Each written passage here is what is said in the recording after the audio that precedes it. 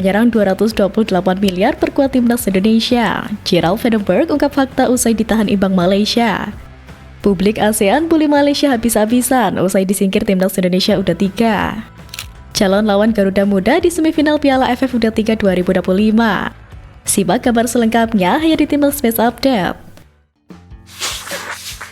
Calon lawan Garuda Muda di semifinal Piala AFF U23 2025.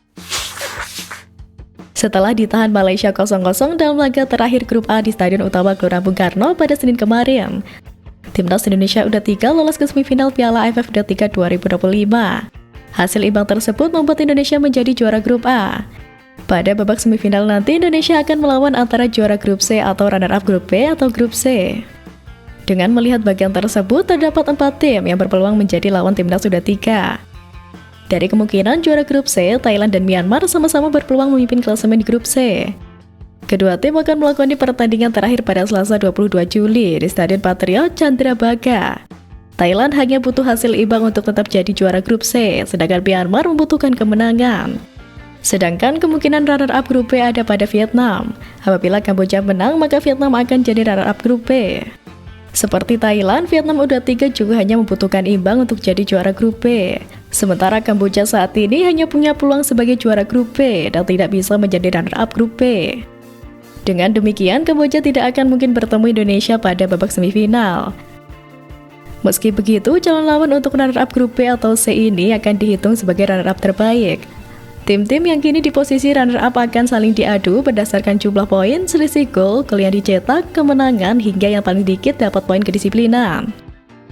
Babak semifinal Piala AFF U23 2025 akan berlangsung pada Jumat 25 Juli di Stadion Utama Gelora Bung Karno, Senayan.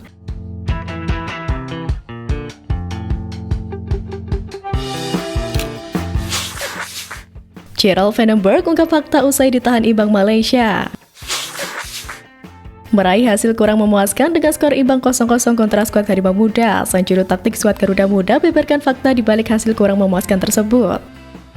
Setelah sebelumnya, salah satu punggawa Garuda Muda sempat dipuji setinggi langit oleh Gerald Vandenberg lantaran tampil gemilang dalam pertandingan melawan Filipina pada Jumat lalu. Namun sayangnya, sang pemain ini tak masuk dalam daftar skuad Garuda Muda melakoni laga krusial kontra Malaysia. Absennya Arkan Fikri lantaran mengalami cedera membuat sang pelatih Gerald Vandenberg merasakan efek ketidakhadirannya dalam skuad saat pasukannya ditahan imbang Malaysia dalam laga pamungkas Grup A Piala AFF U23 2025. Vandenberg mengaku ketiadaan sang pemain amat terasa sebab pemuda kelahiran 2004 itu mampu beroperasi dengan baik di antar lini. Gerald Vandenberg juga mengaku belum bisa memastikan kondisi Arkan Fikri. Yang jelas dia harus lebih dulu menjalani MRI dalam waktu dekat untuk tahu kepastian soal cederanya. Tumpulnya lini depan timnas U23 saat menghadapi Malaysia juga menjadi sorotan. Jens Reven yang menjadi satu-satunya pemain keturunan yang digembleng di Eropa nyatanya belum begitu maksimal jika menghadapi lawan yang sepadan. Gerald mungkin kini sadar jika tim asuhannya butuh banyak pemain yang memiliki kualitas lebih tinggi. Di babak semifinal, tentu lawan yang dihadapi akan semakin kuat. Ini menjadi khawatiran tersendiri terutama bagi publik sepak bola Indonesia. Tersenggal-senggal menghadapi tim sekelas Malaysia, timnas U23 bisa saja bertemu dengan lawan yang lebih kuat seperti Thailand dan Vietnam di babak gugur nantinya. Ini menjadi evaluasi yang harus dilakukan Vandenberg secara matang.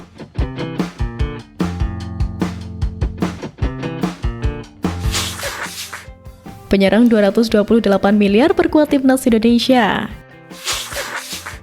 Kabar bahagia datang untuk skuad Garuda. Ketum PSSI Erick Thohir mengungkapkan sedang memproses naturalisasi 2 pemain keturunan di posisi depan. PSSI sedang mendorong beberapa tambahan naturalisasi dan terdapat 2 pemain yang berkomitmen untuk bergabung timnas Indonesia. Satu nama yang dimaksud adalah Miliano Jonathan dari FC Utrecht. Sementara untuk satu nama lagi masih abu-abu. Beredar kabar satu nama lain adalah penyerang Triple Vivenlo, Denzel Bergkamp. Namun melihat statistik Denzel Bergkamp saat ini, banyak pecinta sepak bola Indonesia yang ragu terhadap penyerang 188 cm tersebut. Karena itu, nama penyerang Bolonya di Dalinga pun muncul ke permukaan. Akun @halfbult_Indonesia menemukan di laman archive NL bahwa ada warga Dalinga yang pernah tinggal di Tanjung Priok pada 1950. Jika Dalinga eligible dan bersangkutan bersedia dinaturalisasi, timnas Indonesia jelas diuntungkan. Dalinga saat ini tercatat sebagai penyerang klub Serie A Bologna. Musim lalu bersama Bologna, dirinya mengemas 7 gol dan 3 assist dari 43 pertandingan. Performa lebih gila dicatatkannya saat membela klub Liga Prancis FC Toulouse pada 2023-2024. Saat itu dari 44 pertandingan, Dalinga mengemas 19 gol dan 5 assist. Karena itu, jika penyerang bertinggi badan 190 cm ini diizinkan membela timnas Indonesia, betapa berbahayanya lini depan skuad Garuda. Dalinga dijamin bakal menjadi ancaman pertahanan Arab Saudi dan Irak yang menjadi lawan timnas Indonesia di babak keempat kualifikasi Piala Dunia 2026 zona Asia pada Oktober 2025 mendatang.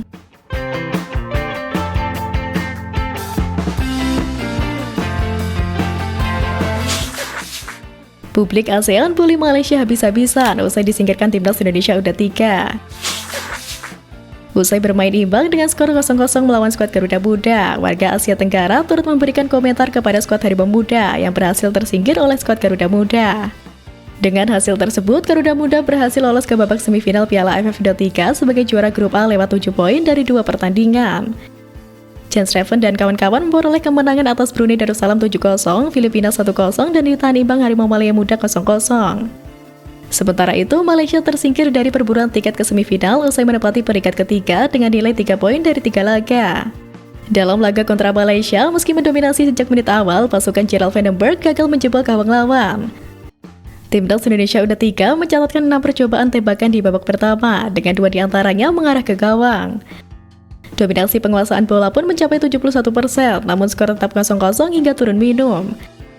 Memasuki babak kedua, pelatih Vandenberg melakukan rotasi pemain dengan menarik keluar Aferesi Buffon dan memasukkan Ahmad Syarif Maulana demi menambah daya gedor. Tekanan langsung diberikan Garuda Muda di awal paruh kedua, namun justru Malaysia yang memberikan ancaman nyata lewat bola mati. Malaysia balik mengancam di menit ke-51 lewat bola tendangan bebas Alif Iswan yang ditepis keluar kiper timnas Indonesia U23 Cahya Supriyadi. Pada menit ke-57, Indonesia hampir membuka skor. Bola tap-in Jens Reven dari umpan tarik Ahmad Maulana bisa diblok kiper Malaysia Zulhilmi Sahrani. Tak tinggal diam, tim Harimau Malaya juga memberikan perlawanan. 2 menit berselang, mereka menciptakan peluang emas. Tusukan Aiman Nabil di sisi kanan serangan berujung bola sepakan jarak dekat yang bisa diamankan Cahya Supriyadi. Robby Darwish turut menjadi sorotan di laga ini lewat sepakan kerasnya dari luar kotak penalti pada menit ke-72. Sayangnya arah bola masih belum menemui sasaran. Sederet upaya dilakukan oleh Indonesia namun memecah kebuntuan, termasuk melalui lemparan jarak jauh khas Robby Darwish. Tidak ada gol tercipta hingga wasit meniup peluit akhir pertandingan. Indonesia versus Malaysia tuntas 0-0. Seusai pertandingan itu pun warga ASEAN ikut berkomentar terkait hasil tersebut yang membuat Malaysia tersingkir. Apakah Malaysia pergi ke bandara? Apakah bus masih parkir di lapangan? Kita masuk semifinal ya? Tulis akun warga Filipina Joshua Bacai di Facebook ASEAN Football. Malaysia bahkan tidak akan bisa mencapai semifinal untuk bertemu Vietnam meskipun saya menantikan momen itu. Tulis akun warga Vietnam Pam Bin Min. Hidup kadang di atas, kadang gak mungkin di bawah Malaysia, tim pelengkap jadwal. Tulis akun Facebook asal Indonesia. Akibat kesombongannya sendiri, Malaysia kini terbungkam oleh hasil imbang tersebut. Sempat kuar-kuar meraih gelar juara, nyatanya mereka harus tersingkir lebih awal.